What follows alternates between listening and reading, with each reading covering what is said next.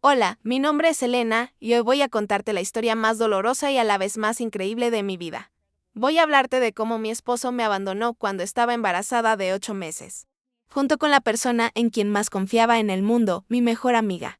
Pero también te voy a contar cómo esa traición, que casi me destruye, se convirtió en el camino hacia una fortuna millonaria que jamás imaginé poseer. Si quieres saber cómo terminó esta historia, como la mujer que fue abandonada en el momento más vulnerable de su vida, logró levantarse y construir un imperio.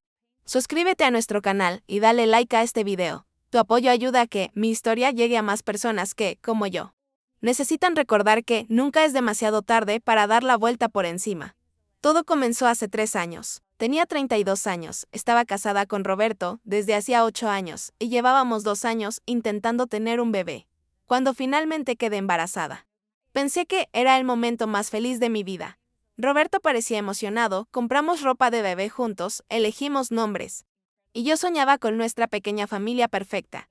Vivíamos en un apartamento modesto pero acogedor en las afueras de la ciudad. Roberto trabajaba como supervisor en una fábrica de autopartes, y yo era contadora en una empresa mediana. No éramos ricos, pero vivíamos cómodamente y habíamos logrado ahorrar un poco de dinero para cuando llegara el bebé.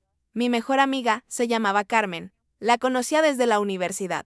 Habíamos compartido todo, novios anteriores, secretos, sueños, decepciones. Era como la hermana que nunca tuve. Carmen era soltera, trabajaba como recepcionista en un hotel y siempre decía que envidiaba mi estabilidad matrimonial. Cuando le conté que estaba embarazada, lloró de emoción y me dijo que sería la madrina más dedicada del mundo. Los primeros meses del embarazo transcurrieron sin problemas. Roberto se mostraba atento, aunque a veces lo notaba distraído. Carmen venía a casa casi todos los días después del trabajo, me ayudaba con las tareas domésticas porque yo tenía náuseas constantes. Y los tres nos sentábamos a cenar juntos. Era como una pequeña familia extendida. Y yo me sentía afortunada de tener a las dos personas más importantes de mi vida tan cerca. Pero alrededor del 5.º mes comencé a notar cosas extrañas. Roberto llegaba más tarde del trabajo. Y cuando le preguntaba por qué, se molestaba y decía que tenían mucho trabajo extra. Carmen también empezó a comportarse de manera diferente. Antes me contaba todo sobre su vida amorosa, sus citas, sus problemas en el trabajo. Pero de repente se volvió reservada. Cuando le preguntaba sobre su día, cambiaba rápidamente de tema. Una noche, Roberto no llegó a casa hasta las 2 de la madrugada. Yo estaba despierta, preocupada, con el teléfono en la mano lista para llamar a los hospitales. Cuando entró, apestaba perfume de mujer, pero no era mi perfume. Le pregunté dónde había estado y me dijo que había salido a tomar unas cervezas con sus compañeros de trabajo. Le dije que olía a perfume femenino. Y él se enojó muchísimo. Me gritó que estaba paranoica por el embarazo, que las hormonas me tenían loca. Que no podía ni salir con sus amigos sin que lo acosara con preguntas. Esa noche lloré hasta quedarme dormida. Mi instinto me decía que algo estaba terriblemente mal. Pero Roberto tenía una manera de hacerme sentir culpable por sospechar. Me hacía creer que era mi imaginación. Que el embarazo me tenía emotiva y desconfiada. Las semanas siguientes fueron una pesadilla emocional. Roberto se volvía cada vez más distante y agresivo. Cuando intentaba abrazarlo o buscar intimidad, me rechazaba, diciendo que estaba muy cansado o que mi barriga le resultaba incómoda. Carmen seguía viniendo a casa, pero ahora notaba que ella y Roberto intercambiaban miradas extrañas. A veces los encontraba susurrando en la cocina, y cuando yo aparecía, se callaban inmediatamente. Una tarde, mientras Roberto estaba en el trabajo, decidí revisar sus cosas. Sé que está mal invadir la privacidad de tu pareja, pero mi intuición era tan fuerte que no podía ignorarla. Revisé sus bolsillos, sus cajones, pero no encontré nada. Entonces se me ocurrió revisar su teléfono. Roberto siempre lo mantenía con clave, pero había visto que la cambiaba cuando creía que yo no estaba viendo. La nueva clave era 1507, que resultó ser el cumpleaños de Carmen. Cuando abrí el teléfono, sentí que el mundo se me caía encima. Había cientos de mensajes entre Roberto y Carmen, mensajes de amor, fotos íntimas, planes para estar juntos. Pero lo que más me dolió fueron los mensajes donde hablaban de mí. Roberto le decía a Carmen que ya no me soportaba, que mi embarazo lo asqueaba, que no veía la hora de librarse de mí. Carmen le respondía que tuviera paciencia, que una vez que naciera el bebé, podrían estar juntos sin problemas. Había un mensaje particularmente cruel de Roberto que decía: Elena está tan gorda y fea ahora que me dan ganas de vomitar cuando la veo. No puedo esperar a que nazca esa cosa para poder dejarte embarazada a ti y tener un hijo con la mujer que realmente amo. Me senté en el suelo de la habitación, con el teléfono temblando en mis manos. Y lloré como nunca había llorado en mi vida. No era solo la traición de mi esposo, sino también la de mi mejor amiga, la persona en quien más confiaba después de él. Me sentí completamente sola, traicionada por las dos personas más importantes de mi mundo. Esa noche, cuando Roberto llegó a casa, lo confronté. Le mostré los mensajes, le grité, lloré. Le supliqué que me explicara. Él no mostró ni una pizca de arrepentimiento. Por el contrario, parecía aliviado de que, finalmente hubiera descubierto su secreto. Elena, me dijo con una calma que me lava la sangre, esto tenía que pasar algún día. Ya no te amo. De hecho, creo que nunca te amé de verdad. Carmen y yo estamos enamorados. Íbamos a estar juntos con o sin tu permiso. Le pregunté por nuestro bebé, por los 8 años que habíamos pasado juntos. Por todo lo que habíamos construido. Él se encogió de hombros y me dijo que el bebé era un error, que nunca había querido ser padre, especialmente no conmigo. Puedes quedarte con el bebé, si quieres, me dijo, pero yo me voy a vivir con Carmen. Mañana vengo por mis cosas. Esa noche fue la más larga de mi vida. Llamé a mis padres llorando. Pero viven en otro estado y están mayores, no podían venir inmediatamente a ayudarme. No tenía hermanos. Y los pocos amigos que tenía eran más conocidos de Roberto que míos. Me di cuenta de lo sola que estaba en el mundo. Al día siguiente, Roberto vino por sus pertenencias. Carmen estaba con él. Ver a mi mejor amiga en mi casa, ayudando a mi esposo a empacar sus cosas para irse con ella.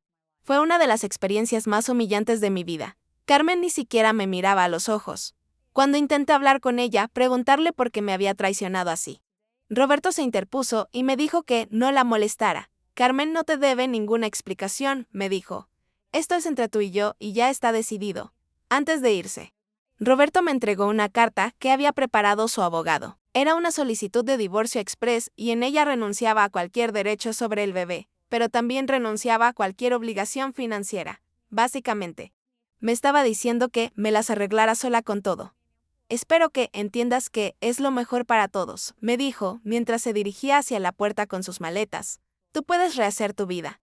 Nosotros podemos ser felices y el bebé. Bueno, el bebé tendrá una madre que realmente lo quiera. Carmen finalmente me miró antes de irse. Vi en sus ojos una mezcla de culpa y desafío. Abrió la boca como si fuera a decir algo, pero Roberto la tomó del brazo y la jaló hacia la puerta. Vamos. Mi amor, le dijo Roberto, no vale la pena. Y se fueron, así de simple. 8 años de matrimonio, 10 años de amistad, terminaron con una puerta que se cerró y el sonido de un carro alejándose. Me quedé sola en mi apartamento, embarazada de 8 meses, sin trabajo porque había pedido licencia por complicaciones en el embarazo, con ahorros limitados. Y sin apoyo emocional. Los primeros días fueron horribles. No podía comer, no podía dormir, solo lloraba y me preguntaba qué había hecho mal para merecer esto. Una semana después del abandono, recibí la notificación de desalojo. Roberto había dejado de pagar el alquiler 2 meses atrás, y el propietario quería que desocupara el apartamento en 15 días. Aparentemente, Roberto había estado usando el dinero del alquiler para salir con Carmen y comprarle regalos. Tenía que encontrar un lugar donde vivir. Pero mi situación económica era desesperante. Nadie quería alquilar a una mujer embarazada, sin trabajo y sin referencias sólidas, después de buscar por una semana. Lo único que pude permitirme fue un pequeño cuarto en una pensión en una zona peligrosa de la ciudad. La pensión era un lugar deprimente. Mi cuarto tenía apenas espacio para una cama individual, un pequeño armario y compartía baño con otros 5 inquilinos. Las paredes eran tan delgadas que podía escuchar todo lo que pasaba en los cuartos vecinos, discusiones, música alta, llanto de niños. El olor a humedad y comida rancia impregnaba todo el edificio, pero no tenía otra opción. Pagué el primer mes con lo poco que me quedaba de mis ahorros y sabía que tenía que encontrar trabajo inmediatamente. A pesar de estar en el último mes de embarazo, busqué trabajo durante días, pero mi situación era casi imposible. ¿Quién iba a contratar a una mujer embarazada a punto de dar a luz? Los pocos empleadores que me dieron una entrevista me miraban con lástima y me decían que me contactarían después del parto. Una noche, mientras caminaba por las calles buscando avisos de se busca empleada, vi un letrero en la ventana de un edificio de oficinas. Su busca personal de limpieza. Horario nocturno. Presentarse en recepción. Era un trabajo de limpieza nocturna de 10 de la noche a 6 de la mañana, limpiando oficinas de un edificio corporativo. No era el trabajo de mis sueños, pero era un trabajo. Y lo necesitaba desesperadamente. La encargada, una mujer mayor llamada Doña Mercedes, me miró de arriba abajo cuando me presenté.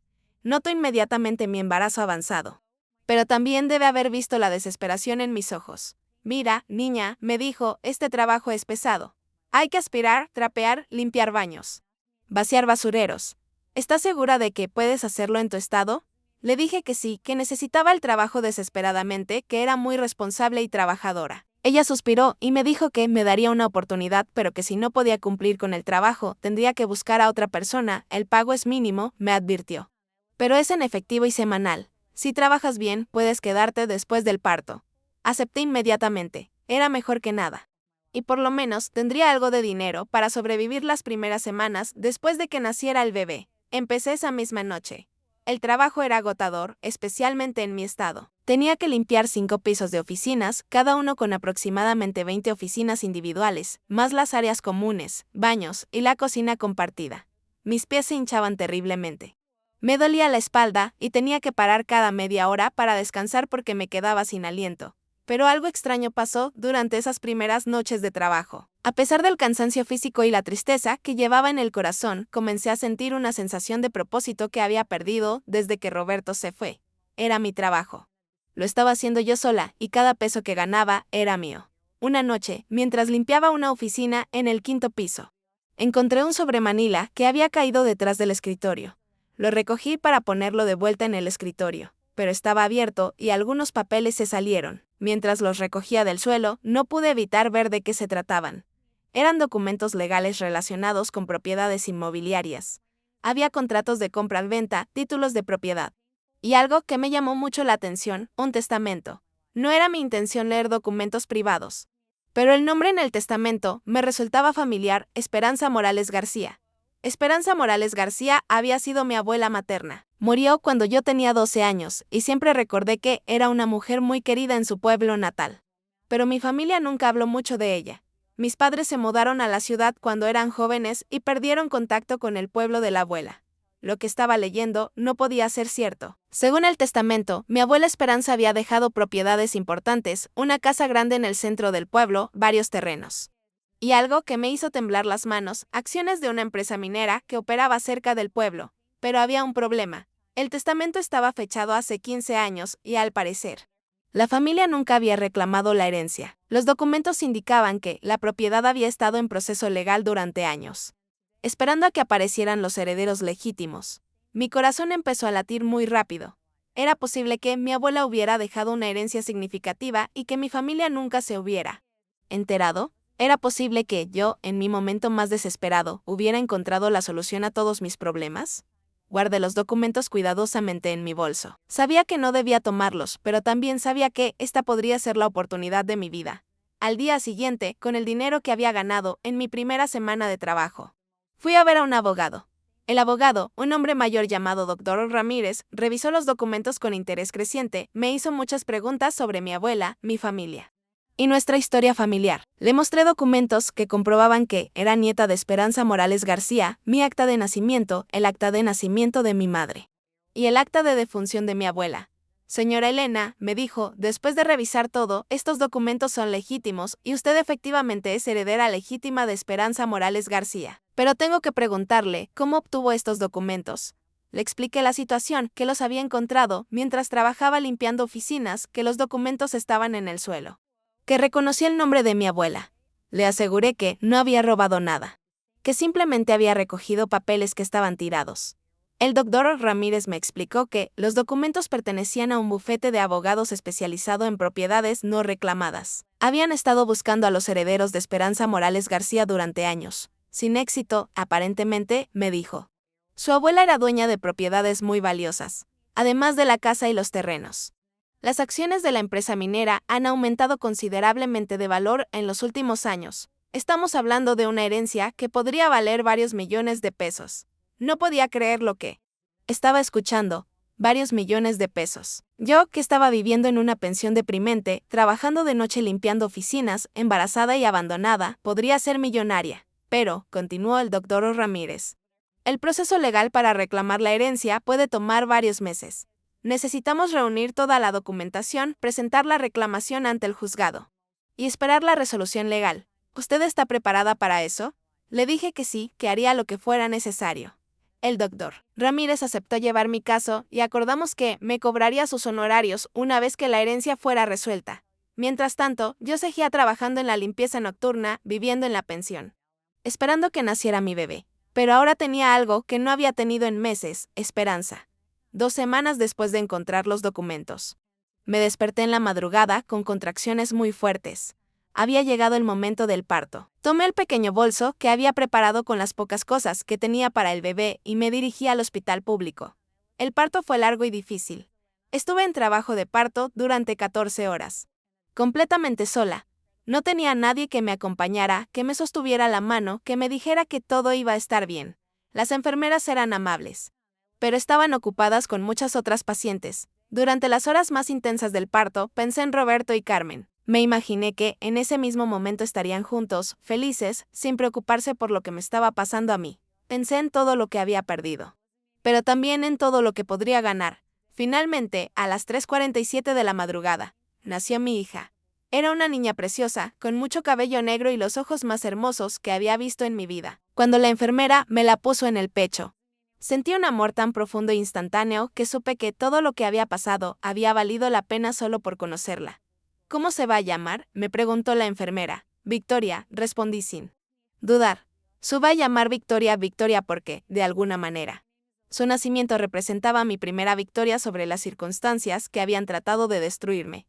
Los primeros días después del parto fueron muy duros. Regresé a la pensión con Victoria y las condiciones no eran apropiadas para un recién nacido. El cuarto era demasiado pequeño, hacía mucho frío por las noches, y los otros inquilinos se quejaban cuando Victoria lloraba. Pero yo estaba determinada a salir adelante. 2 semanas después del parto, volví a trabajar en la limpieza nocturna, llevando a Victoria conmigo. Doña Mercedes me permitió llevarla siempre y cuando no interfiriera con mi trabajo. Instalé una pequeña cuna portátil en una de las oficinas y Victoria dormía mientras yo trabajaba. Era agotador. Trabajaba toda la noche, cuidaba a Victoria durante el día, y apenas dormía 2 o 3 horas. Pero cada noche que pasaba en ese edificio, me recordaba que había sido allí donde había encontrado mi oportunidad de cambiar mi vida. 3 meses después del nacimiento de Victoria, el doctor Ramírez me llamó con noticias increíbles.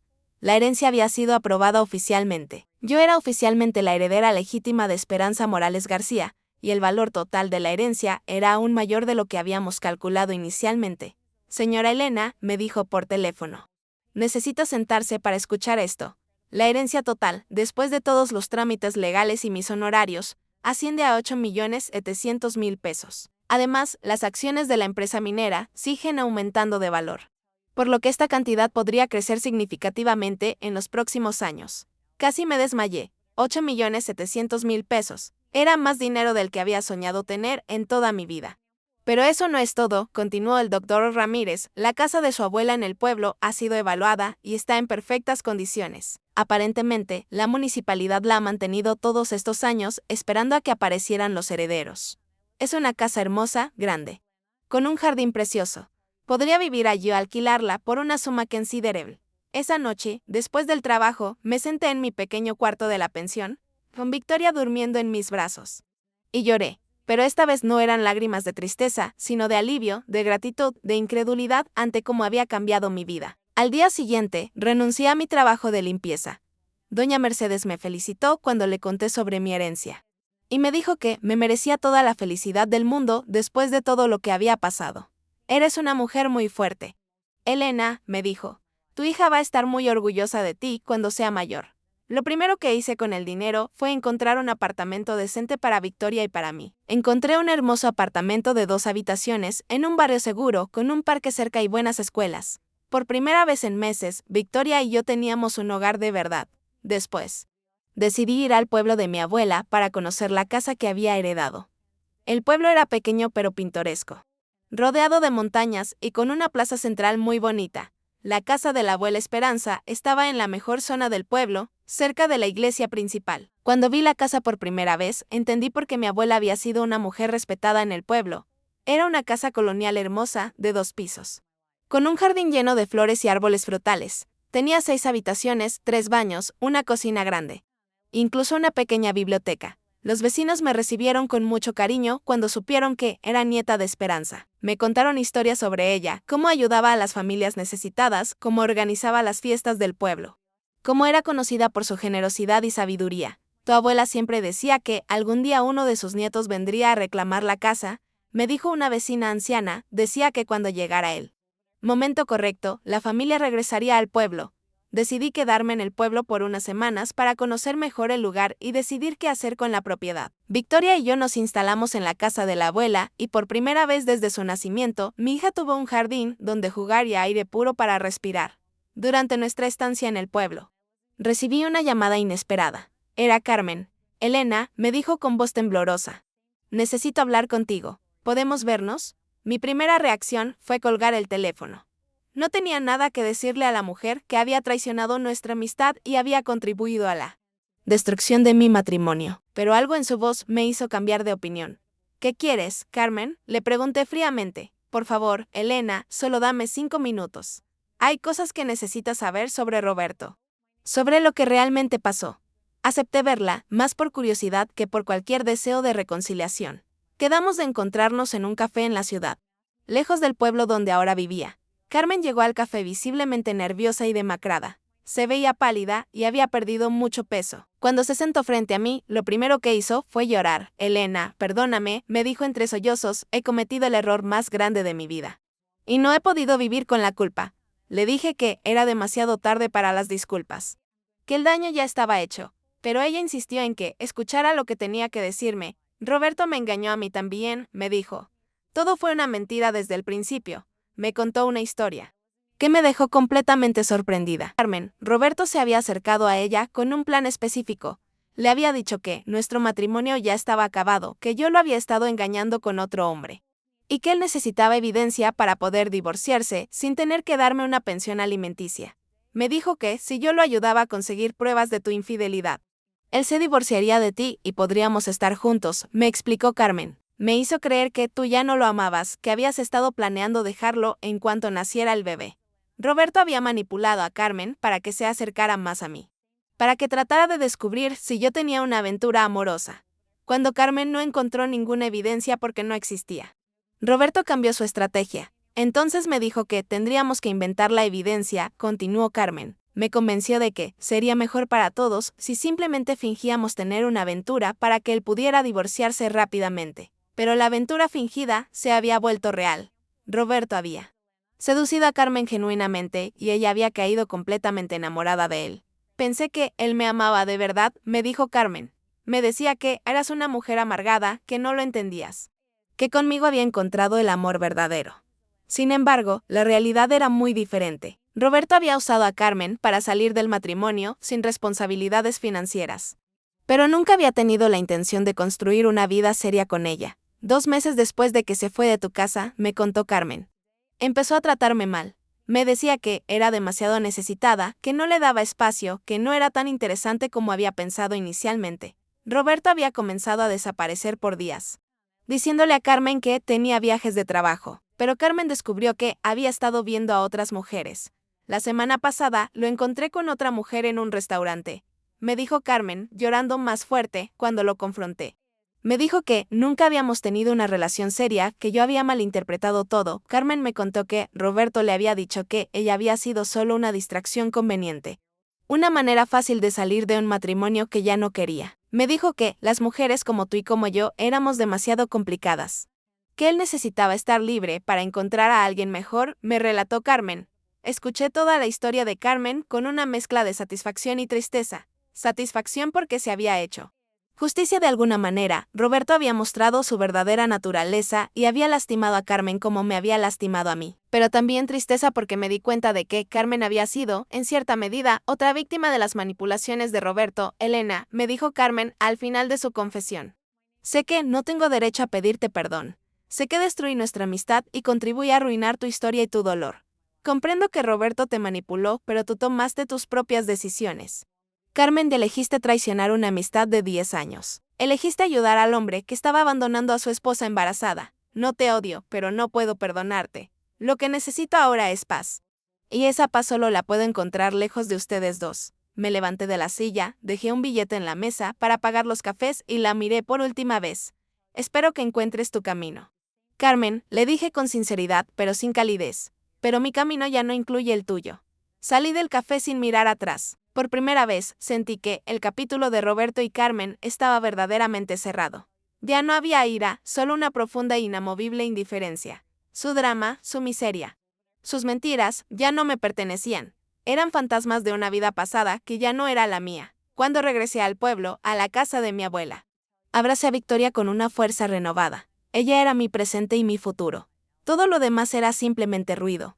Decidí que no vendería la casa ni las propiedades. Sentía una conexión profunda con ese lugar, con el legado de mi abuela Esperanza. Quería que Victoria creciera aquí, rodeada de la historia de su familia, de la bondad de la gente del pueblo que me había acogido sin preguntas.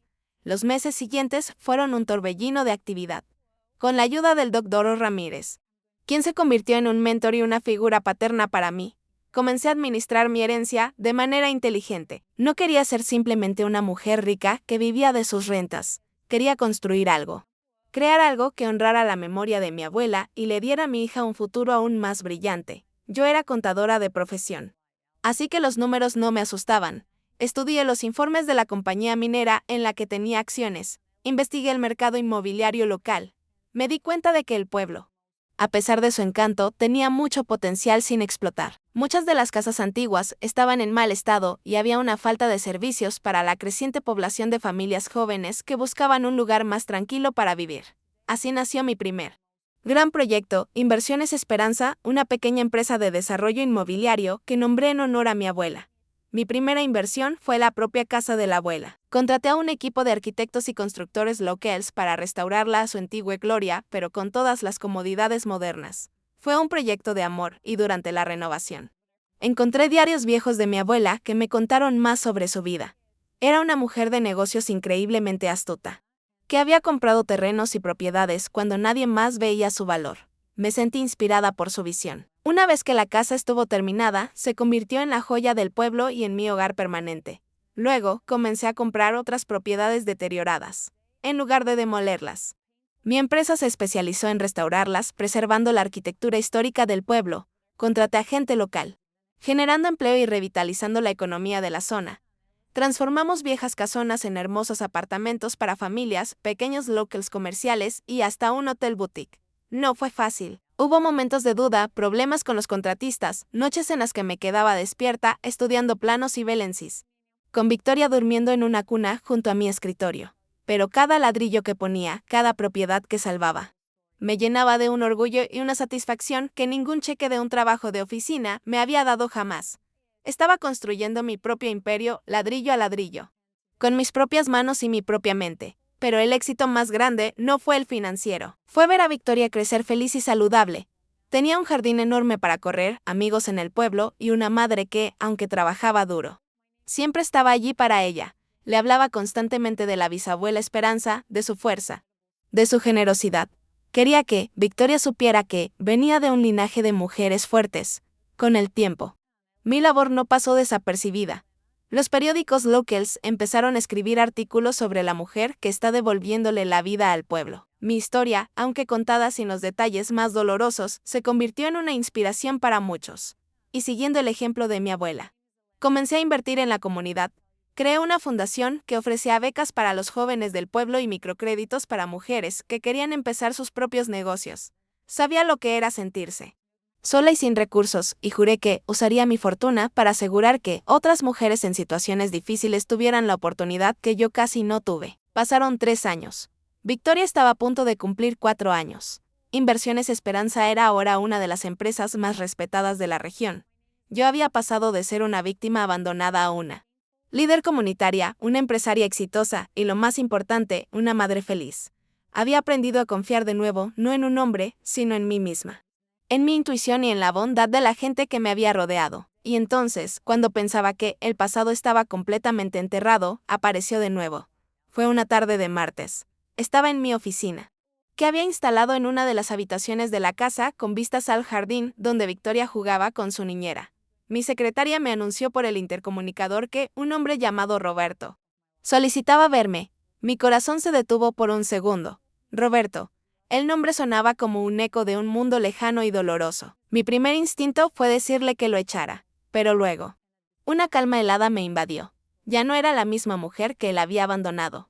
Hazlo pasar, le dije a mi secretaria, cuando Roberto entró en mi oficina. Casi no lo reconocí. El hombre arrogante y seguro de sí mismo que recordaba había desaparecido. En su lugar había un hombre que parecía mayor, con ojeras, ropa barata y una expresión de desesperación mal disimulada. Miró a su alrededor, a los muebles de caoba, los cuadros en las paredes, el diploma de mi empresa enmarcado, y su mandíbula se tensó de envidia. Elena, dijo, tratando de esbozar una sonrisa encantadora que no llegó a sus ojos. ¿Te ves? Increíble. El éxito te sienta bien. ¿Qué quieres, Roberto?, pregunté. Mi voz era tranquila, profesional, sin una pizca de la emoción que él esperaba. Se retorció un poco en su silla. He oído hablar de ti, de todo lo que has construido. Estoy muy impresionado. Siempre supe que tenías un gran potencial. Tuve que reprimir una risa amarga. Me ahorraste el esfuerzo de tener que demostrártelo a ti, respondí. Voy a preguntarte una vez más, ¿qué quieres? Su falsa sonrisa se desvaneció. Elena, he cometido muchos errores. El más grande de mi vida fue dejarte. Fui un tonto, un idiota. Carmen me manipuló. Me metió ideas en la cabeza. Lo interrumpí levantando una mano. Ahórrate el discurso, Roberto. Hablé con Carmen hace años. Conozco la historia. Sé que la usaste a ella tanto como intentaste usarme a mí. La diferencia es que ella fue lo suficientemente ingenua para creerte. Su quedó sin palabras por un momento. Claramente esperaba encontrar a la misma mujer insegura y emocional que había dejado atrás. He cambiado, Elena, insistió. He pasado por mucho. Perdí mi trabajo. He tenido mala suerte. Me he dado cuenta de lo que realmente importa en la vida. Sus ojos se desviaron hacia la ventana. Hacia Victoria, que reía a carcajadas en el jardín. Nuestra hija, dijo con un nudo en la garganta, es preciosa. Se parece a mí. Su parece a su madre, corregí fríamente. Y no es nuestra hija. Es mi hija. La hija a la que abandonaste cuando tenía 8 meses en mi vientre. La hija por la que renunciaste a todos tus derechos y obligaciones. Estaba confundido, suplicó, inclinándose hacia adelante. Era joven, estúpido, pero ahora lo entiendo. Quiero ser un padre para ella, Elena. Se lo debo. Te lo debo a ti. Podemos ser una familia de nuevo. Puedo ayudarte con el negocio. Podemos. Fue en ese momento que toda la magnitud de su patetismo me golpeó. No había venido por amor, ni por arrepentimiento. Había venido por dinero. Había visto mi éxito y quería una parte de él usando a la hija que había desechado como moneda de cambio. Me recliné en mi silla y lo miré fijamente, dejando que el silencio se alargara. Lo vi sudar, lo vi tragar saliva. El poder en esa habitación era mío y él lo sabía. Llamé a mi abogado, el doctor Ramírez, antes de que entraras, dije finalmente, con una voz suave pero cortante como el acero. Está esperando en la habitación de al lado. Tengo aquí una copia del acuerdo de divorcio que firmaste, la cláusula donde renuncias explícitamente a cualquier derecho paternal sobre Victoria a cambio de no tener ninguna obligación financiera. Es un documento legalmente vinculante, como bien sabes. El color desapareció de su rostro. Pero eso no es todo, continué. También le pedí al doctor Ramírez que redactara un nuevo documento. Es una orden de restricción. Estipula que no puedes acercarte a menos de 500 metros de mi hija o de mí, y para asegurarme de que la firmes y desaparezcas de nuestras vidas para siempre. He preparado algo para ti. Abrí un cajón de mi escritorio y saqué un sobre. Lo deslicé sobre la mesa hacia él. Dentro de ese sobre hay un cheque, le expliqué. No es una cantidad enorme, pero es suficiente para que puedas empezar de nuevo en otro lugar. Lejos de aquí, no te lo doy porque te lo merezcas. No te lo doy por la historia que tuvimos. Te lo doy por lástima. Es el precio que pago para comprar mi paz definitiva y asegurar que el veneno que llevas dentro nunca toque la vida de mi hija. Roberto miró el sobre, luego a mí, con una mezcla de humillación y rabia en sus ojos. Su orgullo luchaba contra su desesperación. Sabía que no tenía otra opción. Firma la orden de restricción, le ordené, y el cheque es tuyo. Intenta cualquier cosa, intenta pelear esto en la corte. Y usaré cada centavo que tengo para destruirte legalmente y asegurarme de que no recibas nada y termines en la cárcel por acoso. La elección es tuya. El doctor Ramírez entró en la habitación en ese momento con los papeles en la mano. Sin decir una palabra, Roberto tomó el bolígrafo, firmó la orden de restricción con mano temblorosa, agarró el sobre y salió de mi oficina sin siquiera mirarme a los ojos.